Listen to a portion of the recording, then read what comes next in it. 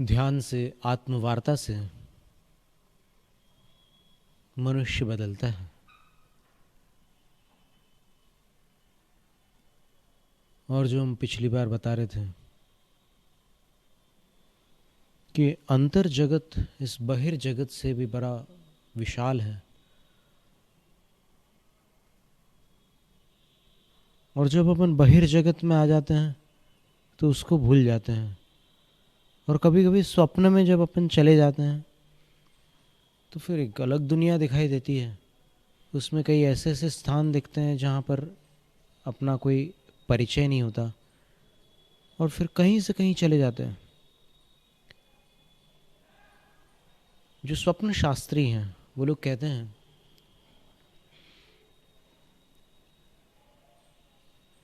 कि dream state में alpha और बीटा, इनको छोड़कर कभी कभी थीटा तरंगें भी आ जाती है।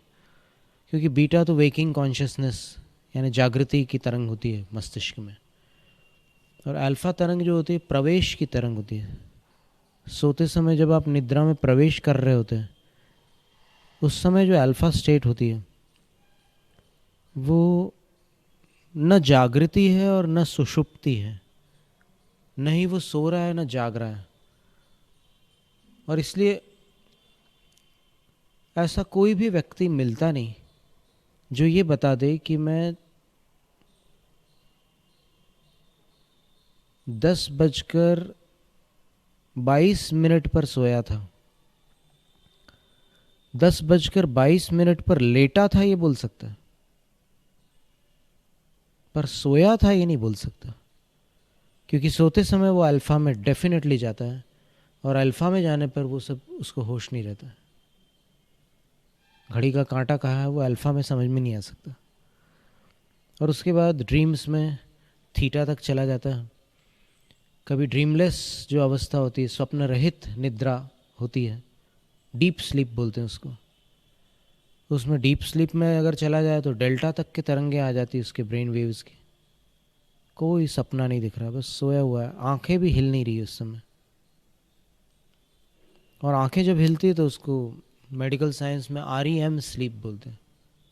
R rapid, EI M movements, rapid eye movements. तो वो रैपिड आई मूवमेंट्स वाली जो नींद होती है, ऐसे ऐसे आंखें हिलती है अंदर ही अंदर, पलकें बंद है, आंखें हिल रही है। जब भी कोई इस प्रकार से सोया हो तो ये अनुमानित हो जाता है कि इस समय स्वप्न देख रहा है वो। स्वप्नावस्था में बंद पलकों के अंदर आंखें हिलती, ड्रीम स्टेट। और कहते हैं कि उस ड्रीम स्टेट में ही बॉडी रिलैक्स होता है। नींद की गोली खाने से नींद आती है लेकिन शरीर को विश्राम नहीं मिलता, पड़ा हुआ है, बस सोया हुआ है दवा के असर से। लेकिन जो रिलैक्स्ड और एक अलग तरह की फीलिंग आती है लाइटनेस वाली, सो जाते हैं तो एक ताजगी आती है ना उठते समय, वो नींद की गोली खा करके उठने के बाद नहीं आती है, वो स्वप्न वाली निद्रा के बाद आती है।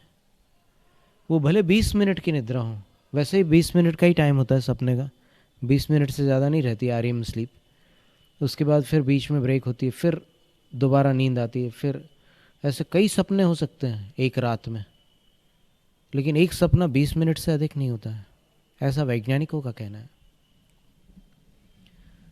तो उस स्थिति में जो ब्रेन की तरंगें होती है, मस्तिष्क की जो तरंगें होती है, वो अपेक्षाकृत शांत होती है, और उस समय अंदर बहुत सारी चीज़ें दिखती हैं।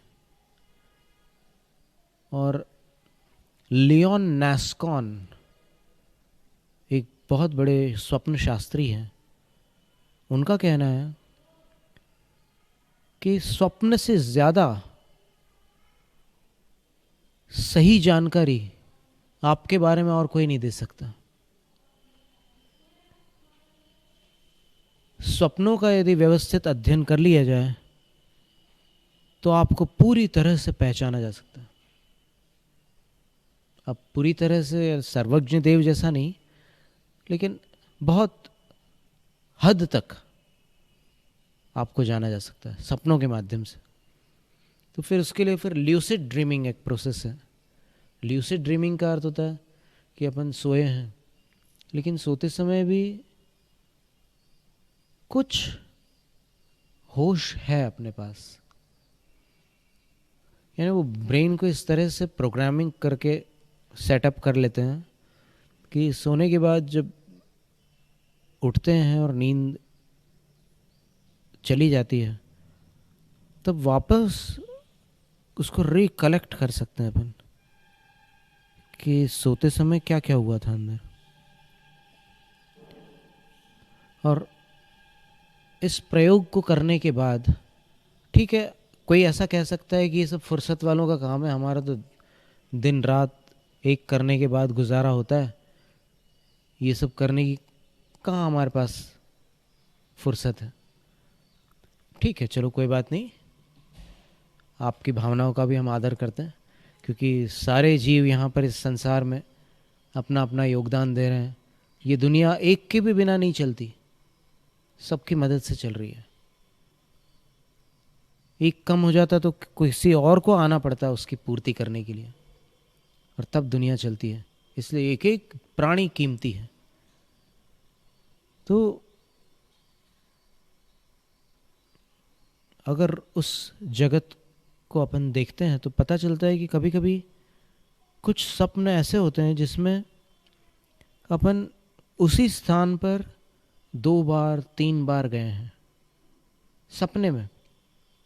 यहाँ लाइफ में अपने को मालूम नहीं, वो स्थान कभी मिला नहीं है, लेकिन स्वप्न में अपन देखते हैं कि ऐसा कोई स्थान है जहाँ पर अपन 2-3 बार जा चुके हैं। कभी कभी ऐसा भी लगता है कि कई बार गए हम वहाँ पर, बिल्कुल जाना पहचाना स्थान है, और नींद खुलने के बाद कुछ याद ही नहीं रहता, बिल्कुल ख्याल ही नहीं रहता कि वो कौन सा स्थान है। पर जैसे ही सपना आता है तो फिर सारा चिर परिचित होता है स्थान। ये स्वप्नों का भी एक बड़ा अद्भुत जगत है। स्वप्न क्यों आते हैं, कैसे आते हैं, उस समय क्या चलता रहता है अपने अंदर। कई बार सपने में पसीना आ जाता है, कई बार सपने में चीख निकल आती है, कई बार सपने में रोने लग जाता है, कई बार सपने में हंसता भी है, कई बार दांत कटकटाता है, कई बार चलता भी है। अनेक प्रकार की चेष्टाएं होती है सपने में। ये सपना कोई मामूली चीज़ नहीं है। और उस समय अपनी चेतना क्या करती है, ये सारी बातें बड़ी रहस्यपूर्ण हैं। जैन सिद्धांत में द्वादशांग के अंदर स्वप्नों का भी स्थान है।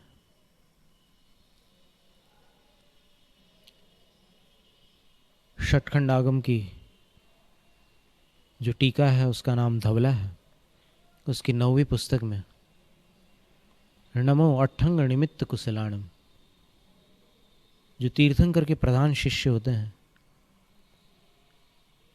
अनेक शक्तियों से रिद्धि सिद्धियों से संपन्न होते हैं,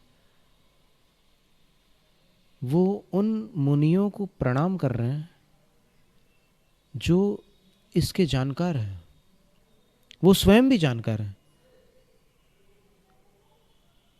लेकिन जानकार ही जानकार की कीमत को पहचानता है, इसलिए उनका किया हुआ नमस्कार मायने रखता है।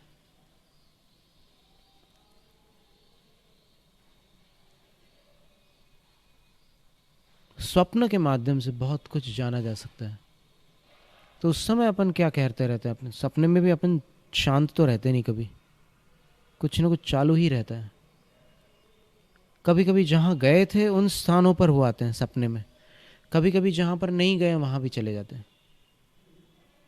कभी कभी अपनी अतृप्त इच्छाओं की पूर्ति सपनों में हो जाती है। कभी अच्छे सपने आते हैं, कभी बुरे सपने आते हैं। कभी सपने में अपन पाप करते हैं, कभी सपने में अपन पुण्य कार्य कर लेते हैं, सत्कर्म कर लेते हैं। ये सब चलता रहता है।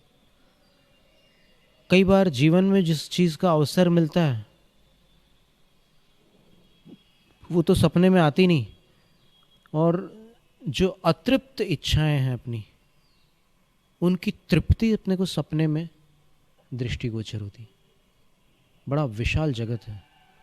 नियॉन लियोन नास्कॉन उस स्वप्न शास्त्री का नाम है, नेट पे सर्च करोगे तो तुरंत मिल जाएगा। उनका कहना है कि जितनी एक्यूरेसी एस्ट्रोलॉजी में है, जितनी एक्यूरेसी पामिस्ट्री में है, जितनी एक्यूरेसी टैरो कार्ड्स में है, बहुत सारी ऐसी विद्याएं हैं, उन सबसे अधिक सही जानकारियां अपने ही सपनों से मिल सकती है। और इसीलिए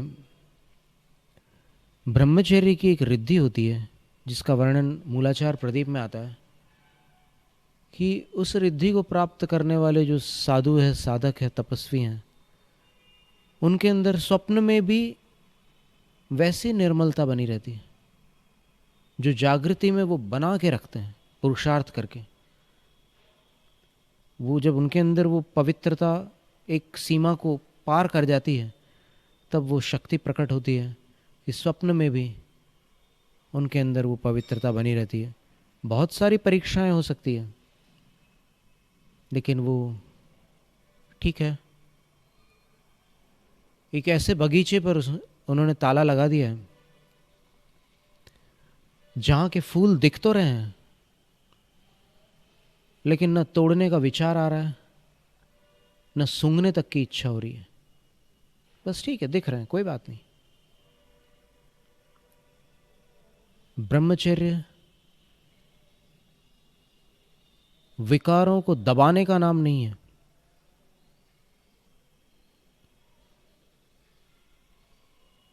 विकारों को पूरी तरह अपने होश में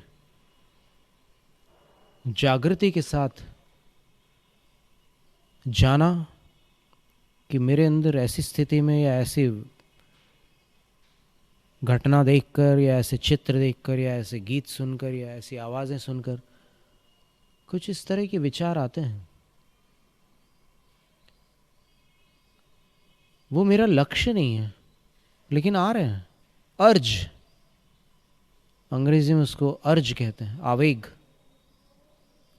वो आवेग बहुत प्रकार के हैं। जो पुराने मनोविज्ञान के शास्त्री लोग थे वो कहा करते थे कि अर्ज को कभी रोको मत,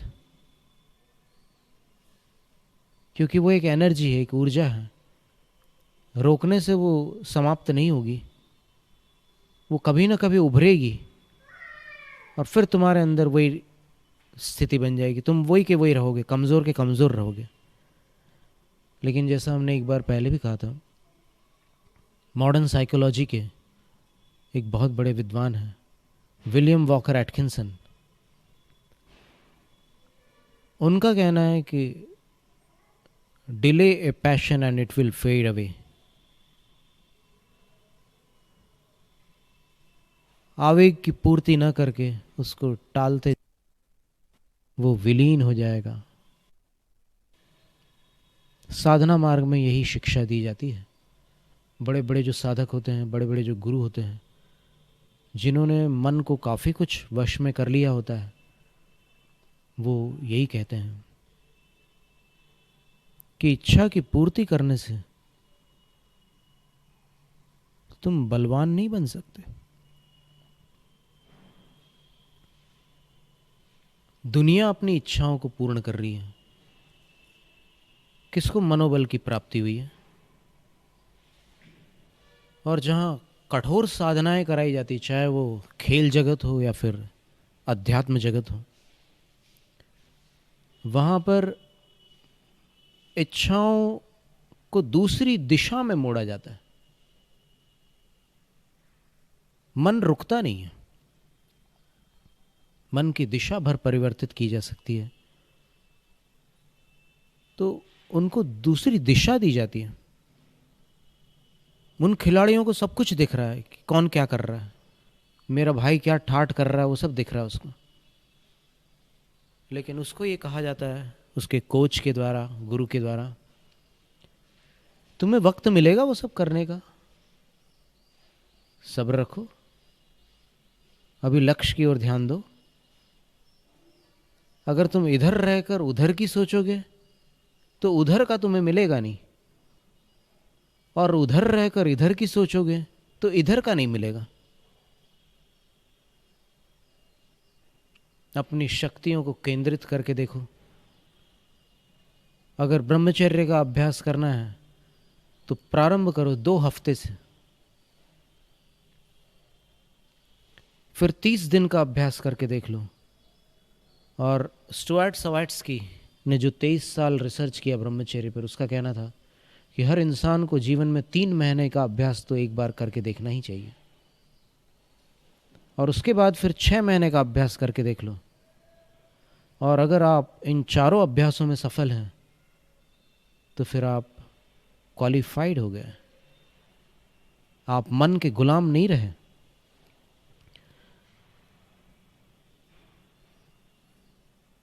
मॉडर्न लोगों का कहना है कि तो बॉडी के केमिकल्स हैं, केमिकल रिएक्शंस होती है, इच्छाएं उत्पन्न होती है, अर्ज होते हैं, उनकी पूर्ति कर लो तो फिर रिलैक्सेशन होता है। ये एक नज़रिया है उस चीज़ को देखने का। लेकिन कुछ ऐसे लोग भी हुए हैं जो उस अर्ज के साथ बहते नहीं हैं। अगर ऐसा कोई नहीं होता तो फिर अपन उनकी बात पर विचार करते, लेकिन ऐसे हुए हैं लोग कि जो उसमें बहते नहीं हैं, और न बह करके भी वो उस ऊर्जा को दूसरी दिशा देते हैं। इसलिए स्टुअर्ट सवाट्स्की ने उस शक्ति को, एक शक्ति है वो जिसको जैन शास्त्रों में आचार्य शुभचंद्र स्वामी ने ज्ञानार्णव के अंदर काम तत्व कहा है। वो काम तत्व सिर्फ इच्छा पूर्ति का नाम नहीं है, उसके 4 कार्य होते हैं। प्रोक्रिएशन, संतानोत्पत्ति एक कार्य हुआ उसका। दूसरा इंडल्जेंस, व्यसन और अपराध के जगत में उस शक्ति को लगा देना। क्राइम्स करते हैं वो लोग, वाइसेस, व्यसनों में डूबे रहते हैं, पूर्ति नहीं होती। वो तो उस बुक में उन्होंने, अपनी रिसर्च बुक में इंटरव्यूज तक दिए हैं ऐसे लोगों के, व्यसनियों के, मेल फीमेल्स दोनों के। बोलते कि ठीक है, बहुत लोग आते हैं, बहुत लोग जाते हैं, चल रही है जिंदगी। ये भाषा होती है उनकी, ये कोई तृप्ति की, आनंद की भाषा नहीं है। ये खामी है जिंदगी की जिसमें चल रही है जिंदगी। ये वाक्य मुंह से निकल रहा है। कितना बीमार है वो इंसान अंदर से जिसकी जिंदगी चल रही है। क्या हालचाल है? जी रहे हैं साहब, जी रहे हैं। तो फिर जी रहे हो तो फिर खुश क्यों नहीं हो? खुशी बिना जीना कोई जीना है? और जो दूसरों के भरोसे चले, क्या वो सच्ची खुशी है? ये सारे सवाल है। जीवन को संवारने के लिए इन सब चीज़ों का थोड़ा सा एनालाइजेशन ज़रूरी है, एनालिसिस ज़रूरी है, और उससे फिर अपन कुछ अलग दिशा में अपनी ऊर्जा को ले जाएंगे। एनर्जी तो अपने अंदर सबके पास है, बस उसको दिशा की ज़रूरत है, तो फिर चेंज आ जाता है। प्रोक्रिएशन, इंडल्जेंस, चाइल्ड प्ले, तीसरा जो उसका तरीका है वो उसी काम तत्व बच्चे लोगों के अंदर भी होता है वो, और वो चाइल्ड प्ले करते हैं, बड़ों की जैसी एक्टिंग करते हैं, और अलग अलग तरीके के बहुत सारे उनकी हरकतें रहती है बच्चों की, उसी शक्ति की वजह से करने वाली हरकतें वो करते हैं। और लास्ट जो है वो है ऊर्जा का ऊर्ध्वारोहण, सब्लिमेशन। उन्होंने बड़ा सुंदर शब्द रखा है, सब्लिमेशन, शांत कर देना उसको। और उस ऊर्जा के आवेग को शांत करने पर और उसकी दिशा बदलने पर वो ऊर्ध्वमुखी हो जाती है, ऊर्ध्वगामी हो जाती है। और ऊर्ध्वगामी होने पर इंद्रियों पर विजय और सारी चीज़ें होती है। उसी का नाम ब्रह्मचर्य है। जैनम जयतु शासनम, जैनम जयतु शासनम, जैनम जयतु शासनम।